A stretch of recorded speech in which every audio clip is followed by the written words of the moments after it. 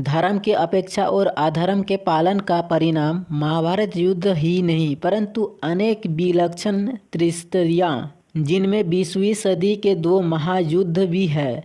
न भूले कि आज का स्वार्थ आधारित उपभोक्तावाद और लोभ पर आधारित भौतिकवाद भी धर्म की अपेक्षा के संकेत हैं। हिंदू धर्म और गीता। हिंदू धर्म का परम ध्येय मोक्ष अथवा निर्वाण है, जिसका सरल अर्थ है भगवान से साक्षात।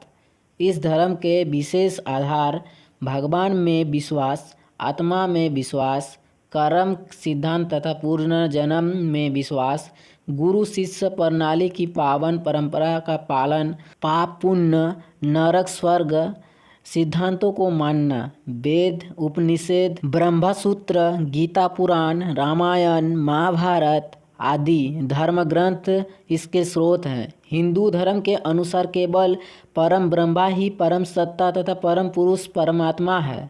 वहीं एक परम सत्य है, जगत व्यवहारिक सत्य है। यह तत्व मात्र सैद्धांतिक विचार नहीं है परंतु महापुरुषों तथा ऋषियों के अत्याधुनिक अनुभवों पर आधारित है। गीता में इन तत्वों का आधार सैद्धांतिक ज्ञान नहीं, यह अनुभव जनित तथा प्रमाणिक है। हिंदू धर्म में स्वतंत्र इच्छा शक्ति का भी प्रावधान है। इसी के आधार पर मनुष्य अपने भाग्य तथा व्यक्तित्व का स्वयं निर्माता है। अपने विचारों तथा कर्मों से वो देवता भी बन सकता है या राक्षस भी, अर्थात मनुष्य अपने प्रारब्ध का निर्माण स्वयं ही करता है। यह परम ब्रह्मा अव्यक्त, सनातन, अनादि, सर्वव्यापक, सर्वशक्तिमान, निरंतर, अंदर बाहर और जगह हमेशा जागृत तथा सतर्क रहते हैं। यह सब कुछ देखते और जानते हैं परंतु परम निर्मलता के कारण पूर्ण रूपेण अकर्ता है।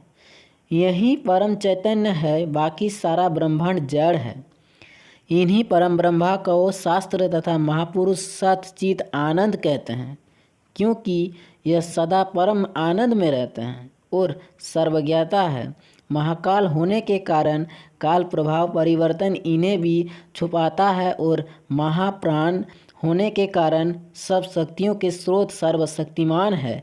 यही चित आकाश है, क्योंकि वह स्वयं चैतन्य है और सर्वव्यापक है। परंतु ध्यान में रखने की यह भी बात है कि शास्त्र और महापुरुष इन परमात्मा को जगत के जन्मदाता, भारता, पोषणकर्ता तथा संहारकर्ता भी कहते हैं। यह अंतर विशेष का विषय नहीं, क्योंकि समष्टि रूप में जगत का आश्रय ईश्वर तथा विशिष्ट रूप में शरीर का आश्रय आत्मा है। ईश्वर और आत्मा भगवान परम ब्रह्मा के अपने स्वरूप के विभिन्न और अमर अंश है।